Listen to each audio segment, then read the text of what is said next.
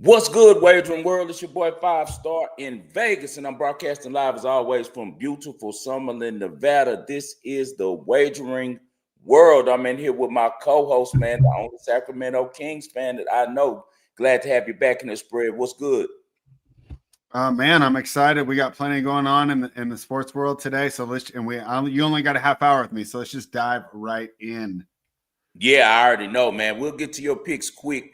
I just want to talk a little bit with you first because you've been rocking with me since day one, as we all know. Everybody hit that like button if you're rocking with the Wagering World. I had to speak briefly on this situation with Shedeur Sanders. I've never seen anything like this. It's like a almost a social experiment right now, right? Like, like it's some things that we're seeing that I've never seen before. You got one group that they're gonna hate all things Shedeur just because those are ones they claim he's an entitled, piece of shit. Their mind's already made up. They didn't like him from the jump, right? Then you got another group that hate him all because how dare anyone say that the NFL is racist or that they screwed him, and they feel like, of course, if he was good enough, he would have got, drafted. What are you talking about? And then you got another group that loves all things Shedeur because they're black, and some of them have dealt with the American system and injustice, got skipped for a job promotion or got a bad estimate on their house, and they feel like that their white counterpart got a better estimate on their house and were able to sell for more, or dealt with stuff with the judicial system, and they feel like, man, the NFL is racist, it's elitist, they're hating on Shedeur. I'm none of those things. With me, everything that I'm dealing with this, it makes me so frustrated because as with us being better spread, we have to be rational. We deal with data, we watch film, we take the data and we use the data, and with the data we forecast. That's all we're doing in this situation. But it seems like people aren't approaching it that way. You're seeing all of these guys with these gotcha moments, even some guys like this one dude, Brent Fasado. He's a straight asshole. He's on here just doing a parade and dancing around because he felt like Shedeur failed. And I'm like, dude, are you guys taking in this whole situation? First of all, it was an impromptu start because he had no idea he was touching the field this week. So he's getting no practice reps, wasn't a part of the game plan install at all. In fact, I think he had 0 snaps. That's what Stefanski said about he never got any snaps during the whole time since he's been drafted there with the first team, right? So you're dealing with that. He's not even knowing he's going in the game. Even with that, even though he goes 4-16, throws an interception, I saw plenty of things that were really encouraging, including the 25-yard pass that we've never seen Dylan Gabriel make once in his life on the NFL field to Harold Fannin when he throws it with perfect touch over the linebackers in between the safeties. And also, things might have been a little bit different if we get a catch by the young kid that he threw the fade route to, Gage Lavardane. He drops the pass, but it's right on target, 25-yard game-tying touchdown pass. With all that said, I say just give him some time. Like, we have to allow this kid to at least get a week of preparation, a week of game plan install. People who don't watch football or know much about football, who haven't played, don't understand. Every week there's a game plan install where the coach sits down with the starting quarterback and talks to him about what is he like, what does he feel good about running, and they put together a game plan. He hasn't had anything like that. He's basically like a guy off the streets being thrown in there. He's run some scout team stuff, been on a whole different field working because Stefanski makes sure to alienate him because he wants to lift up Dylan Gabriel. He wants Dylan Gabriel to not feel questioned about his job. He feels like he's the guy, so he puts all of his development and everything into him. Now, how life would have it, he's forced now to develop him. We're going to see if they somehow make a miracle and rush back Dylan Gabriel this week from concussion protocol, which is dangerous, and they shouldn't. I haven't seen any quarterbacks come back the next week after concussion protocol. But if they do, then we'll never find out. But if they go by the protocol and Dylan Gabriel is out this week and Shedeur gets a chance to run first-team reps with the first-team offense, if he gets an opportunity to be a part of the game plan installation, if he also gets a chance to know that he's going to be the starter, have the confidence of knowing that, yeah, I'm about to go out here and play with these guys. Let me get, used to running with the first team. I think we're going to see a completely different, performance. And I also believe that's when we start judging him. I don't think you can judge him as a first-time starter being thrown in against a very complex Ravens defense with all their guys back who are playing for their playoff lives and just throwing them out there because of something that happened to Dylan Gabriel, man. We can go back to the numbers. These are some of the all-time greats, and I have plenty that I could give out, but I'm going to just give these 4. This was after a week of preparation for all 4 of these guys where they knew they were going to be the starters, where they knew that they were going to be starting that week. They were part of the game plan installation with the head coach.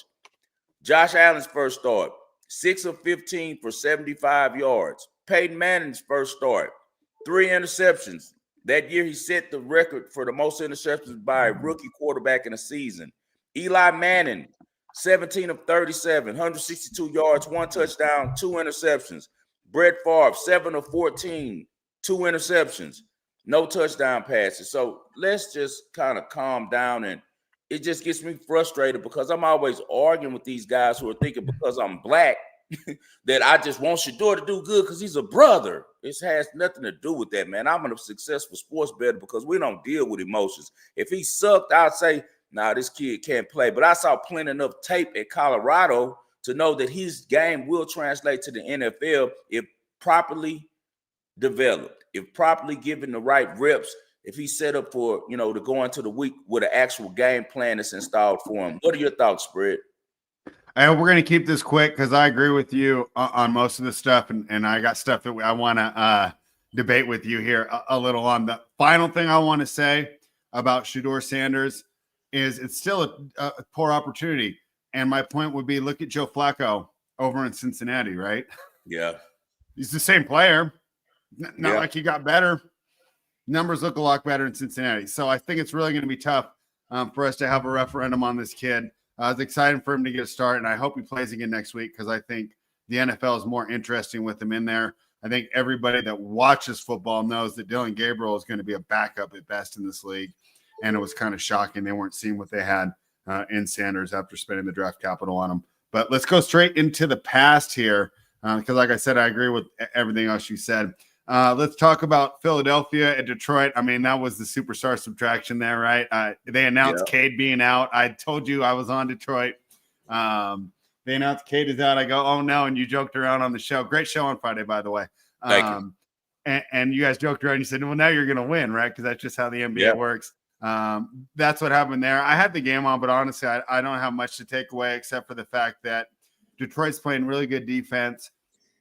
And one of the reasons the NFL is better than the NBA is at this point, Embiid is going to hamper the development of those young kids with Edgecombe, Maxey, and then who's the other kid that was playing the rookie last year? I think it's Jared McCain. I want to see them play an up-tempo style of basketball. I don't think Embiid fits in there. It's too bad they can't just waive him. But with that contract, he's almost untradeable.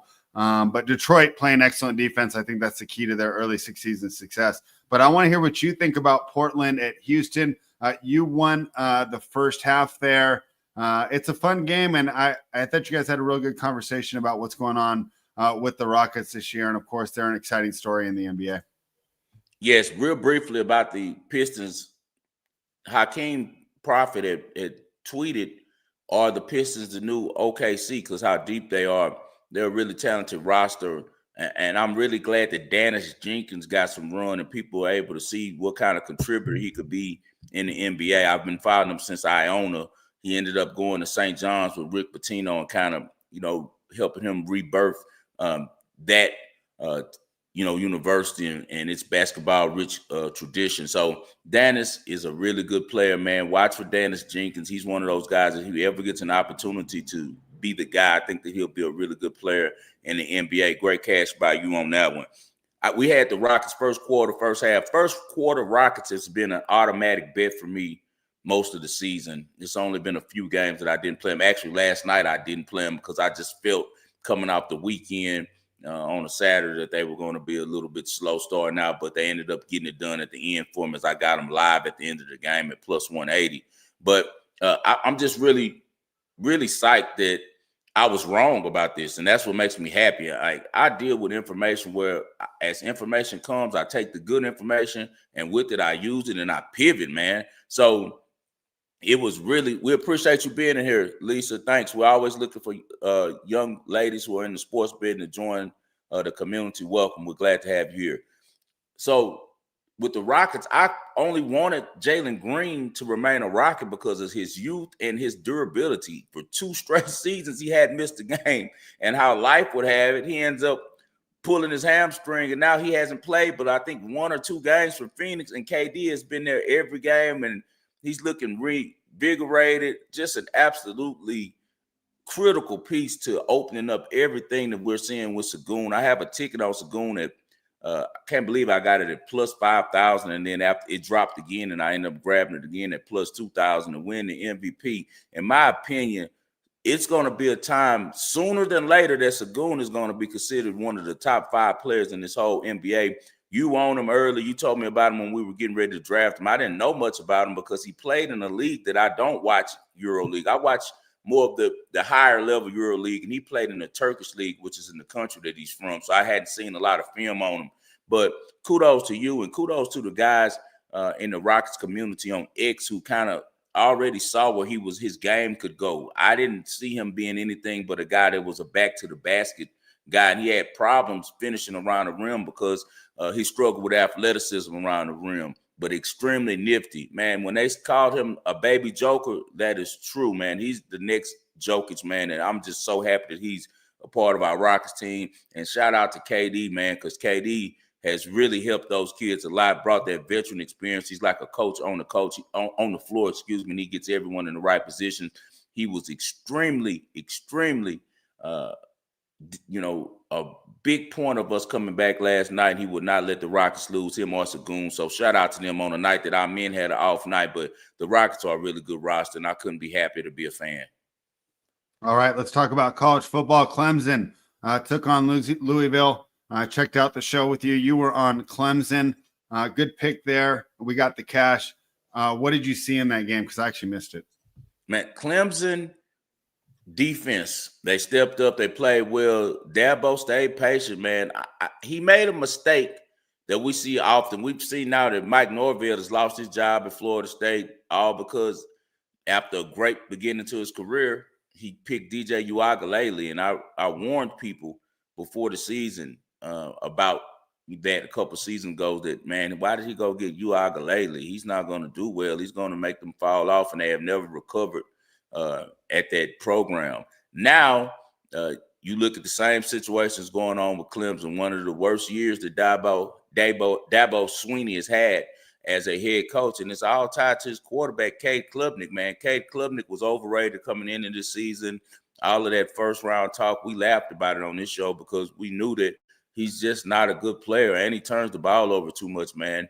He's just a decent quarterback, and he isn't even decent now because he's lost all of his confidence, and it's showing on the field.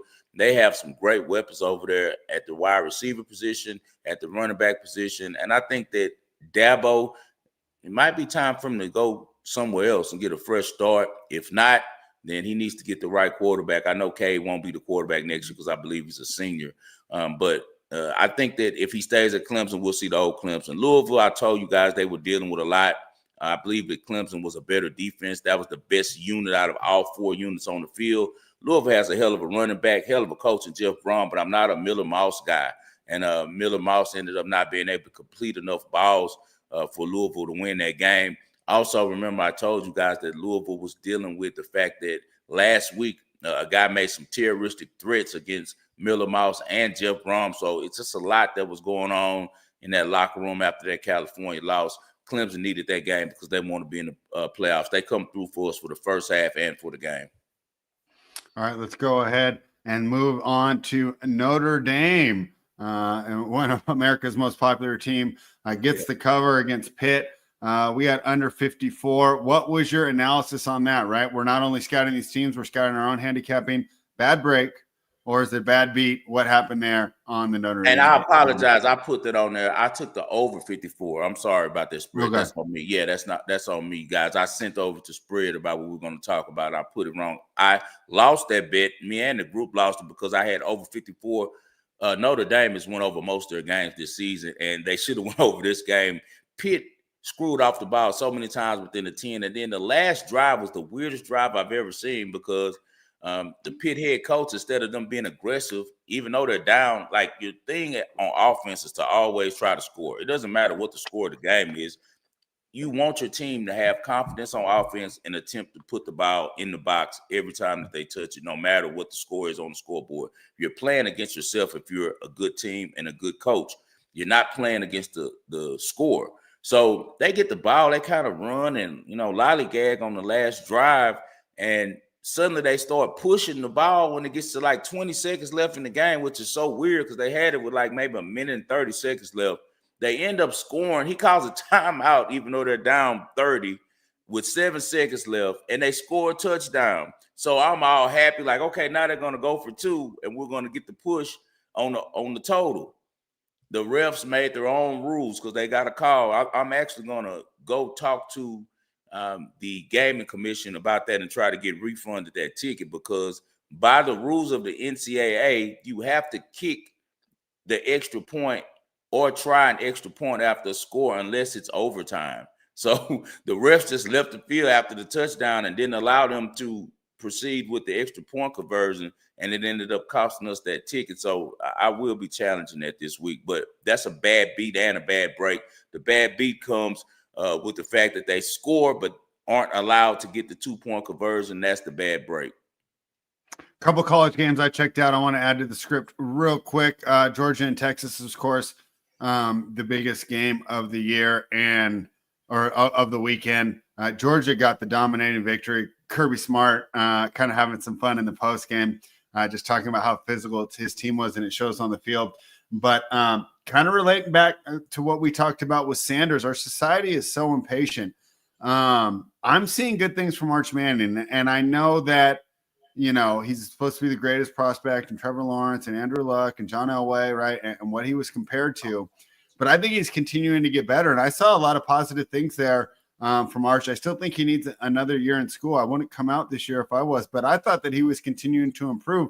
Felt like his teammates actually let him down this week, where it felt in the beginning of the season he was letting his teammates down. What did you see in that game? He doesn't have a strong receiving core this year. His best receiver has hands of bricks. He's dropped so many passes this year. Wingo, it's ridiculous. Yeah. The problem with Arch is just Arch had to stop being a good time having little fella. He's a guy who you could tell likes to have a good time and cut up. He's going to have to be more disciplined moving further. He's going to have to spend more time on the practice field and less time in the bars in Austin. That's his problem, man. And when he does, we're going to see him become the guy that we think that he could be. We said before the season started, as he was one of the quarterbacks I said we would be fading. He just hasn't developed his mechanics enough, and that's really strange with two uncles who are pro quarterbacks. But supposedly he doesn't listen to him. As I was about to say, they both mentioned that he doesn't even talk to him. Like Peyton says, it's hell to get him on the phone, So that's on him. You have all these guys around you who are trying to help you, guys who've done it at the highest level, 2 Super Bowl winning uncles, and you don't want to take the time to just humble yourself and listen to some of their perspectives. That's the problem with Arch. Arch thought that he could just get out there and be a little hot ass and do it himself, and you can't. No one can do it alone, man. None of us can do anything alone. We all need help, man, and he needs to practice more. If he practices, and he has the tools, he's born with outstanding athleticism that was passed down to him from his grandfather, because he runs and plays like Archie Manning. He just has to work on his passing game, man. And the reason why his passing sucks is because he has poor mechanics. His feet are never set.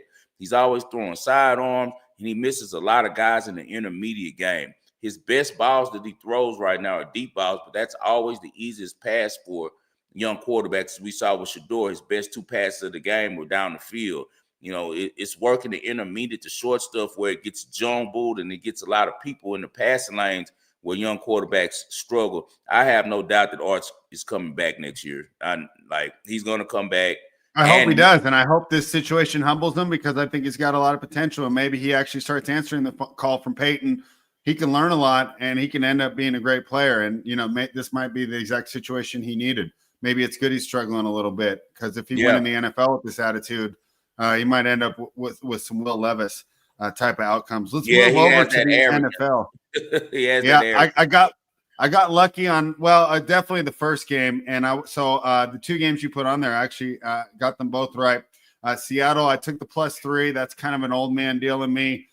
Take the points in those is close division games, and then as we saw in the end, right? It felt like the Rams comfortably won the game, but Seattle crawls back. They cut it to 2, and then of course the Rams aren't going to try and score again, which is why the points are more valuable in the NFL than say they are in basketball, where teams are going to keep trying to score until the final 30 seconds.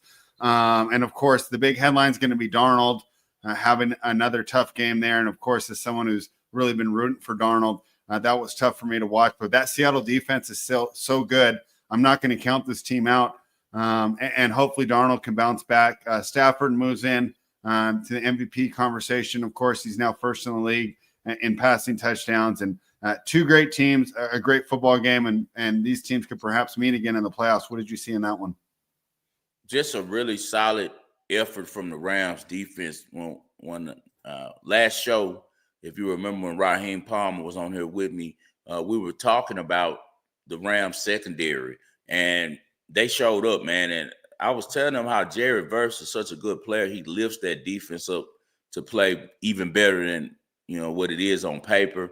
I've also talked how many times before, over and over this season and in the past, that Sam Darnold, when it really counts, is going to turn to who he is.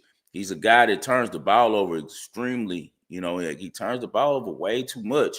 And when pressure gets on him and it's pressure moments in the game, he just loses it. It's all good when he's in front. That's why I think that it was really smart. Mike McDonald tries to get the Seahawks up early on every team. This is the first game I think that they've been losing during the last little win streak that they had. They've always got ahead of teams, and that allows Sam Darnold to be comfortable because it's a lot easier playing in front. He's not a guy that can deal with those type of moments well, and McDonald's going to have to go get a quarterback. I don't know if he's, still developing the kid out of Houston that went to Alabama, because he's going to bring a run element. And I'm talking about Jalen Milroe. He's going to bring a run element that Sam Darnold doesn't possess, but I feel like Darnold has hit his ceiling. I think that we've seen what Sam Darnold's going to be in the NFL. I don't think what his ceiling isn't good enough to win playoff games consistently. Let me jump in there real quick. I got a question for you, and we can be quick on this. Okay. As a Raiders fan, and everyone wants us to draft a quarterback, I don't think this is the year.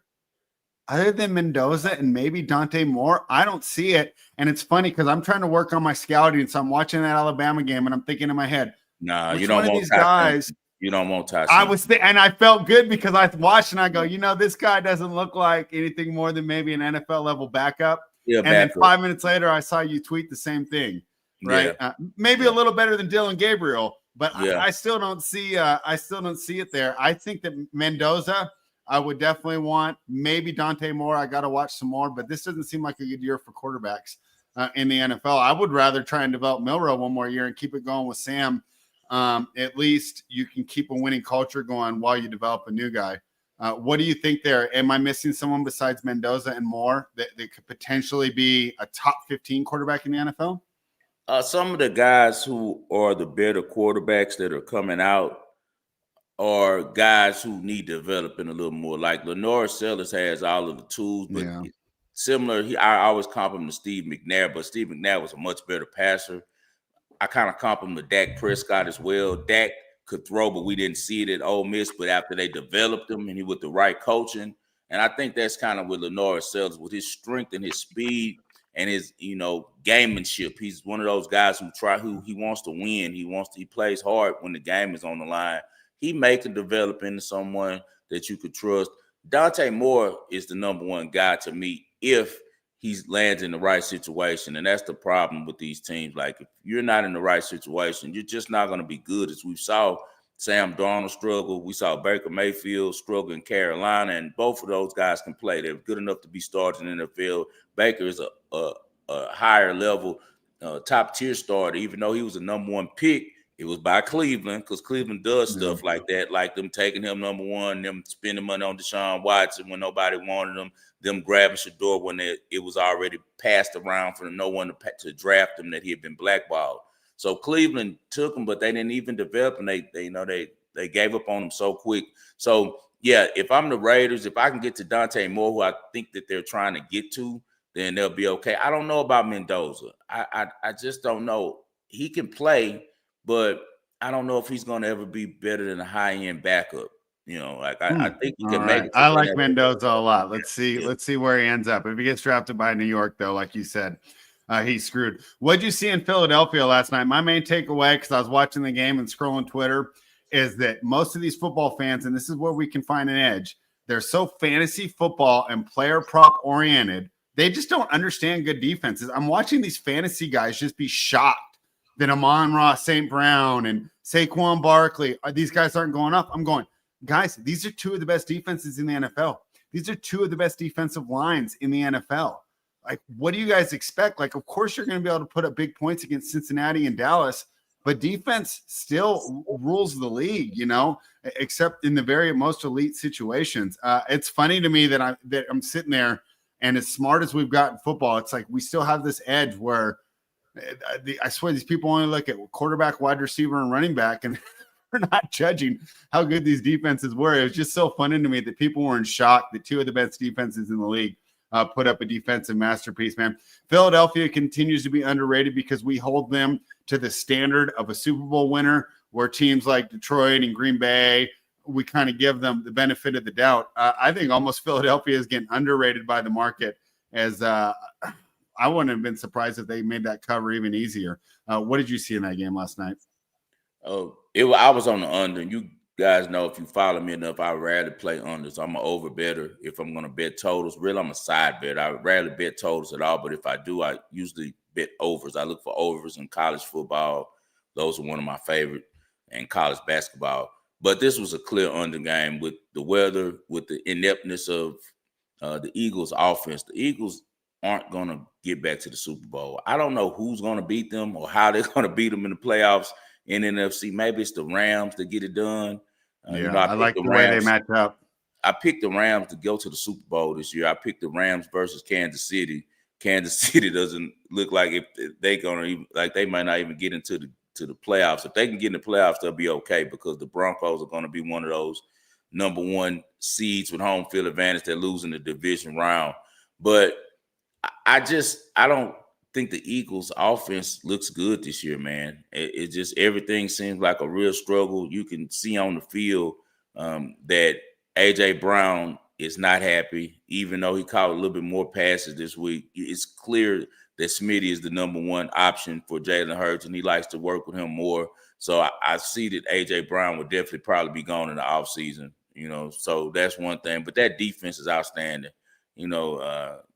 They've built a beast on defense with a lot of Georgia players over there, and they look really good. And that's going to be the thing. You're going to have the type of offense that can put points up on them. And we saw the Rams go to Philadelphia and put up points early, but Jalen Hurts answered the bell that game. We'll see if he'll be able to do it in the playoffs.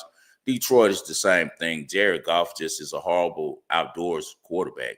His hands are small, and he continues to have a lot of turnover problems outside of domes. Anytime he's dealing with elements like, rain or wind, the way that defensive line were able to stuff the running game of the Lions was very impressive, because I expected the Lions to get in there and run the ball on them, because we knew with the conditions that they weren't going to be able to throw a lot. Just a great job by the Eagles. Vic Fangio continues to show that he's a Hall of Fame coordinator, man. He's taken that defense and made it the strongest part of that Eagles team. All right, I got time for a quick breakdown here, and then I'm going to give you a pick and get out of here and let you finish off the show solo. But talk to me about you can do the NBA after I leave. I lean towards the Bucks in that game that you put on there. Not enough to make it a play, though.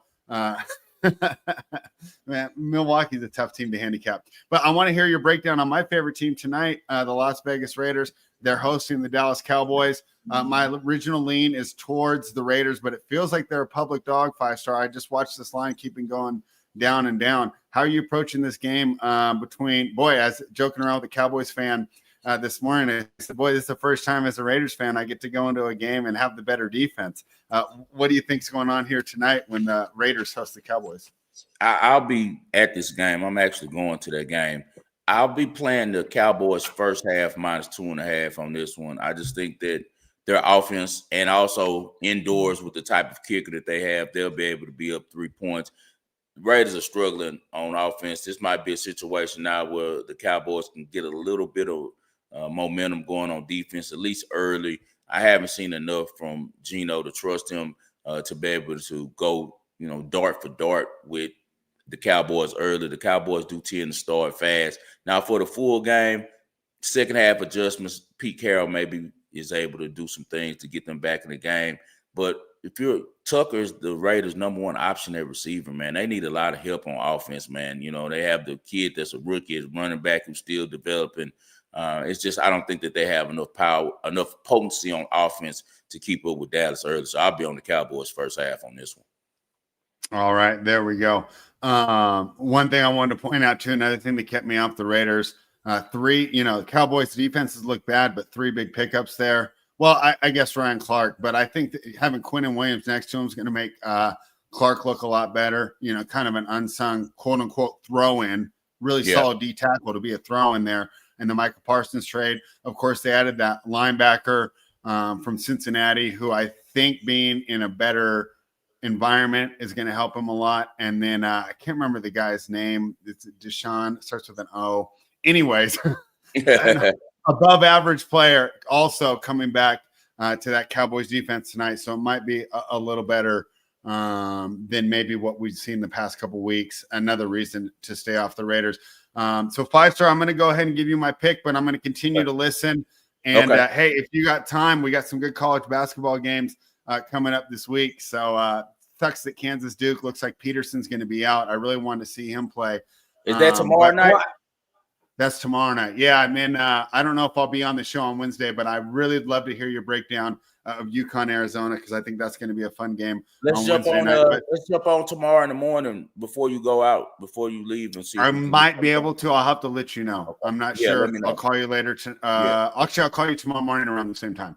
Yeah, that way we'll see about talking some college basketball. Yeah, because there's another good one for tomorrow night as well. Also, I think Auburn's taking on Illinois on Wednesday night. But I'm really kind of transferring into college basketball over NBA, just with the idea that, if you don't care, why should I care? And that's kind of how I feel about these NBA players. They don't care about the game, so why should I care? I've been telling you forever. That's and you watch these games and the stakes and just the feeling and the atmosphere. It's a lot of fun. So I've been diving into college basketball. Not really an informed breakdown. I'm just kind of playing around with the numbers right now, but I'm taking under tonight in K-State and Tulsa. I think both those teams are going to slow the pace a little lower than usual. And one thing that I've noticed so far is that, with a team like K-State, they play a really weak team so far. It's going to up their shooting percentage. It's going to up their points per game. But, you play against a little better competition. And I know it's still a fairly big spread tonight, but it's not going to be a complete, varsity versus JV type of deal. I think K-State's offensive efficiency is going to drop, which is going to lead this game to go under. Another one that I'm on for tonight, I did lay it with UCF tonight. Oakland, kind of a fun story there, 5-star, and you know this more than me. Boy, talk about a tough strength of schedule. Who plays 2 #1 teams in a week, right? Because they take on Purdue. Purdue was actually listed at #1 at this point. Then Houston has a great performance. The people in the polls move Houston to #1. And then Oakland has to take on Houston. So, boy, they're 4 games in, and they played the #1 team in the nation twice already. But I think that, they were able to cover against Purdue. But I think that gauntlet catches up to them tonight, and Central Florida kind of gets a chance to make a statement. So those are the 2 college basketball plays I'm on tonight. I'm going to let you take it out from one here. More time. What's the exact plays you're playing? You're playing the under on Kansas State and Tulsa, and you're playing You're laying the points with Central Florida. Central Florida minus 13. Those are my 2 plays. And I'm going to jump out here. I'll take this one off, and you can take it over. Maybe we'll see you guys tomorrow, but hopefully I'll see you next week. Good show with you, and I'll be listening as I jump into the car. All right, Spread. Have a good one. Be safe out there, man. All right, guys. It's just you and I. Let me wrap up this show. Let's talk a little bit about some college football, since we got some college football that's coming up on Tuesday. The one game that stands out to me, guys, is going to be the Western Michigan game at Northern Illinois. I believe Western Michigan is laying 5.5 on the road in this game. You got two programs who've had their turns at being at the top of the MAC. Northern Illinois, I've always been a fan of their head coach. He always has them ready to play. They're having a down year, but they had a really tough schedule starting out the season. Western Michigan, with that big win last week at home against Ohio, took first place in the MAC. Oh, the lines went up now to 6.5, so they're laying minus 6.5 at Northern Illinois. Northern Illinois has dominated this series, and Northern Illinois is coming off its best offensive performance of the year against lowly UMass. I think at home that they'll be ready to play. So I'll be definitely playing on this one. Northern Illinois plus 6.5 at home against Western Michigan. Western Michigan struggles on offense to move the ball. If not for a bad miss by the refs when they allowed the receiver to catch the ball, run out of bounds, and break free for a 70-yard touchdown, they probably lose that one to Ohio as well. So I got to roll with Northern Illinois at home. I think that Northern Illinois actually was a live dog to win money line as well. They'll be motivated to just screw up Western Michigan's season, man. And as I said, they've had a really good time playing them. They've won the last three, and the last two they've won by an average of 23 points. So give me Northern Illinois plus 6.5 on the college football slate. Any questions from the people before I get out of here? I got a lot to do today, man. I got to get out some merchandise to some people who order some merch from www.thewageringworld.com. I appreciate everyone who rocks with me, everyone who has purchased merchandise, and everyone who just taps in on the show. I spoke about it last week while I've been away. I'm going to hope to do some more shows this week. Some things have kind of calmed down and some businesses that I had to take care of outside of the sports stuff. And, man, now I might have a little bit more time to jump on here 20 or 30 minutes with you guys. Also, we were able to cash. Hopefully, you guys were able to get in the tennis play that I gave. We had Alcaraz beating FAA. Also, him with Struff, and Struff was able to win in the finals out there in Lyon, France, indoors. So that was another cash we got. Been really hot on these free plays. Yesterday, I gave out. I'm sorry, I gave it like 10 minutes before kickoff, but I was out running around with my wife. We dropped the kids off to go play. And then after that, we went to the Wynn and we went to Westgate and watched some games and did a little betting ourselves. And during that time, man, I let time get away from me. I already had a huge betting in on Saskatchewan Rough Riders for the first half and for the game. They'd been the best team all season. So hopefully you got it. Hopefully you had a book that by the time that you got it, they went by the real kickoff time, which was 3:15 Pacific Standard Time. I gave out the play about 3 p.m. Pacific Standard Time. If not, hopefully you had a book that allowed you to access the game live, as it ended up working out well for you, if so, because Montreal actually scored first. They scored the first touchdown and had the lead early in that game. Just a point from the CFL that I recognized was that Corey Mace, who I've been following as their coach for a while, he's a really good head coach, used to be a player up in the CFL. He made a great challenge at the goal line that changed the whole momentum of that game. Montreal was up 7-0, I believe, or 7-3. I can't remember. I think 7-0. And when they were driving in, Saskatchewan got stopped on the goal line. You know, they do 3 downs in college, in Canadian football. They don't do 4 downs. It was 3rd down and maybe 1 yard, usually a quarterback sneak situation in the CFL. But for some reason, Saskatchewan felt better with allowing Trevor Harris to throw the ball. They're all-everything quarterback who has multiple Grey Cup championships now after the win.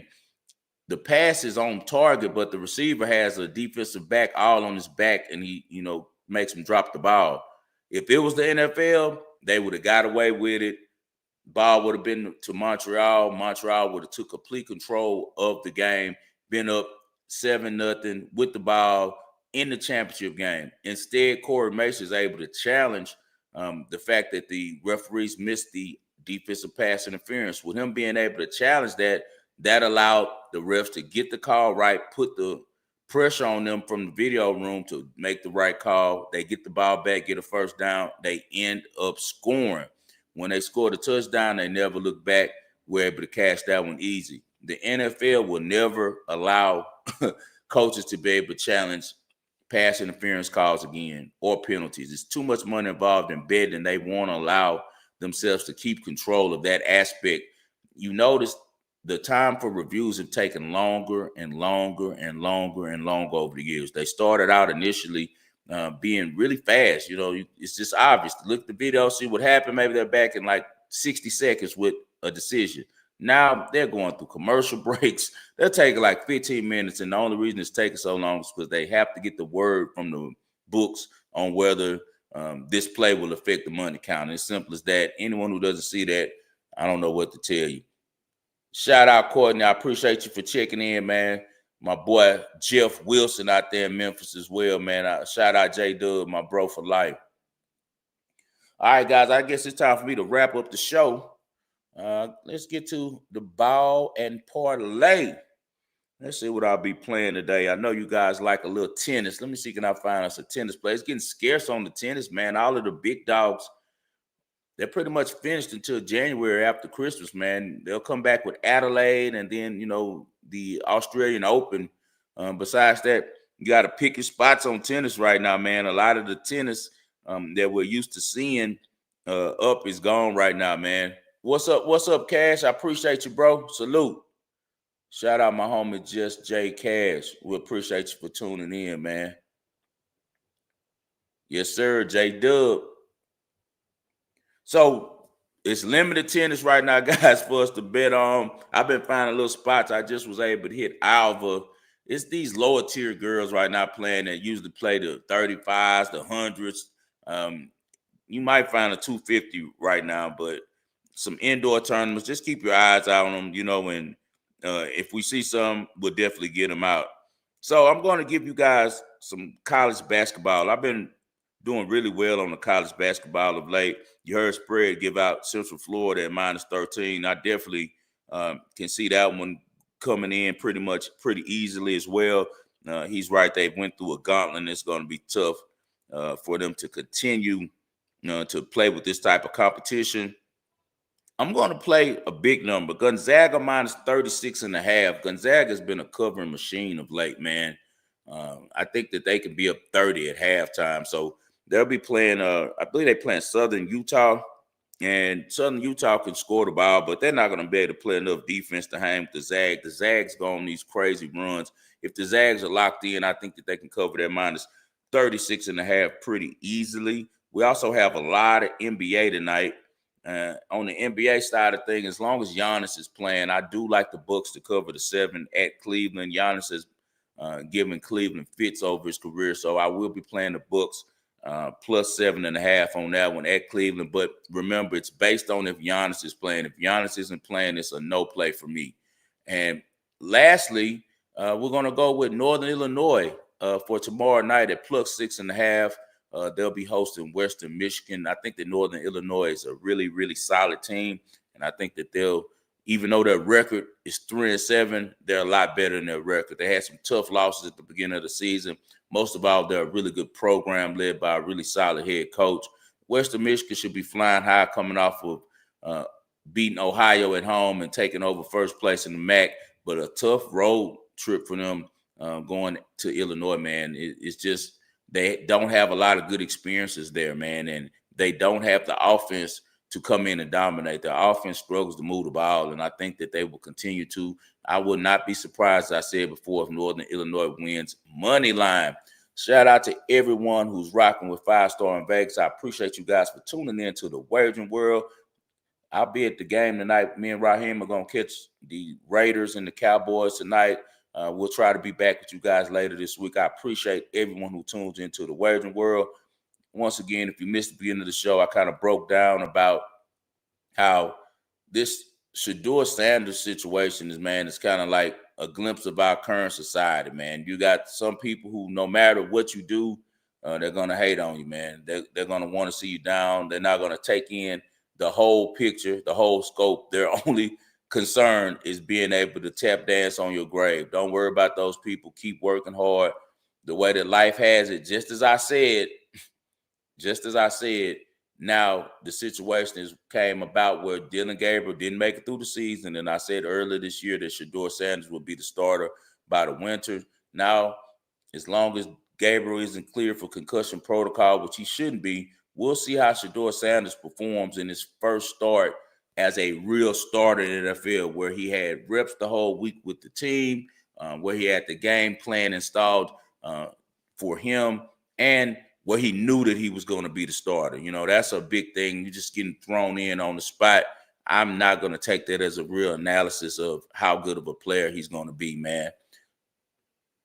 I was over there yesterday, Jay. Me and my wife were over there yesterday. I think I gave you guys, I know I told Ski, maybe you all were in that group, and I told him to go take Saskatchewan. He said he did. I don't know if you guys heard me or not, but I told him to tell you all. Yeah, but I'm not going to put anything into yesterday's start. And even with that, even out of those 4 passes he completed, 2 of the incompletions of the 16, one of them was really a great throw that the receivers should have held on to, and it would have tied the game up. I think that this kid has a bright future in the NFL. I think he has NFL talent, arm, and I think that now if Stefanski's forced to coach him correctly, that we're going to see a much, much better performance by him.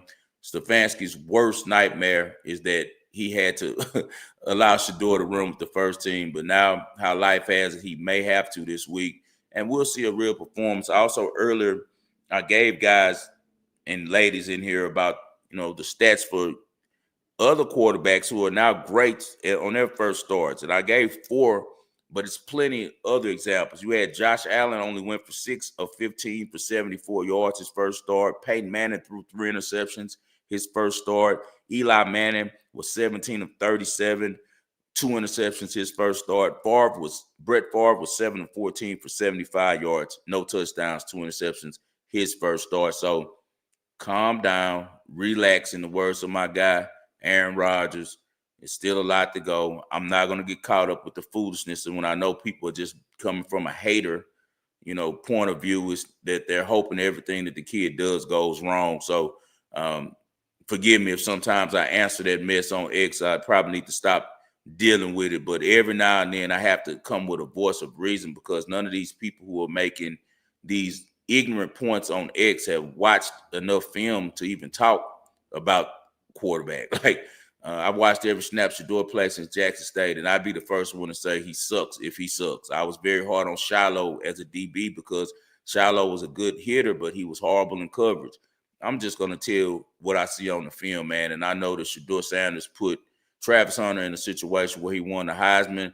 He didn't have to make any ridiculous catches this last when he was the receiver last year. A lot of the balls were right there on the money, 90% of them. And he also got 3 other receivers into the NFL from his accuracy and his ability to hit them on the run and allow them to get yards after the catch. So a lesson for myself: don't involve yourself in the hate. Just pull back, and the way that life works, life will always show the truth in the end. Hey, guys, I appreciate you for rocking with 5 Star in Vegas. I'll try to be back this week, man. He said, what's my stance on MMA 5? Brother Diaz Griff, I do not deal with any MMA fighting. I don't bet on fights. The last fights I bet on was when Floyd was still fighting. Like, I didn't even put a lot of money on Bud Crawford against Canelo, and I knew Bud was going to win. It's just the fact that anytime that the decision is in the hands of 3 judges and it's not decided on the mat or in the ring, I really can't trust it, man. So I try to stay away from, fighting sports when it comes to betting. I'm just concentrating on tennis, college football, college basketball, a little NFL, a little NBA. So you guys got our plays for today. Spread said he's taking the under on Kansas State at Tulsa college basketball. He's also laying the points with Central Florida against Oakland. I'll be following him on that one as well. I'll be laying the points with Central Florida. I also said I'm going to lay the huge 36.5 for Gonzaga tonight against Southern Utah. Also taking the Bucks as long as Giannis plays tonight. We'll take the Bucks plus 7.5 at Cleveland. And lastly, we're going to roll with college football tomorrow. Northern Illinois plus 6.5. God bless you all. I appreciate you all. man, let's keep going. Let's stay positive. This is the Wagering World.